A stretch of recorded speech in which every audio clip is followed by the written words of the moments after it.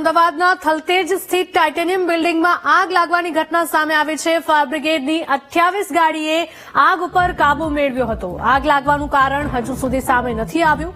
બિલ્ડિંગના 10મા માળે લાગેલી આગ 12 માળ સુધી પ્રસરી હતી। વહેલી સવારે 4:30 વાગે ફાયર બ્રિગેડને કોલ આવ્યો હતો। થલતેજ અને પ્રહલાદનગર ફાયર સ્ટેશનના કર્મચારીઓએ આગ બુઝાવી હતી। ફાયર બ્રિગેડે મેજર કોલ પણ જાહેર કર્યો હતો। 10મા માળે આગ હતી એવી જાણકારી મળી। એના પછી 11મા માળ અને 12મા માળે આગ લાગી ચૂકી હતી। એના પછી પ્રસરી હતી।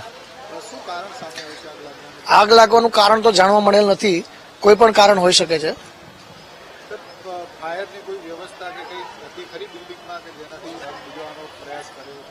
હા, બિલ્ડિંગની અંદર ફાયરની સિસ્ટમ લાગેલી છે। એનાથી અમે ટ્રાય કર્યો આગ બુઝાવવાનો, અને તેમ છતાં અમારે વધારે પાણીની જરૂર પડી એટલે અમે ગાડીઓ વધારે મંગાવી લીધી હતી।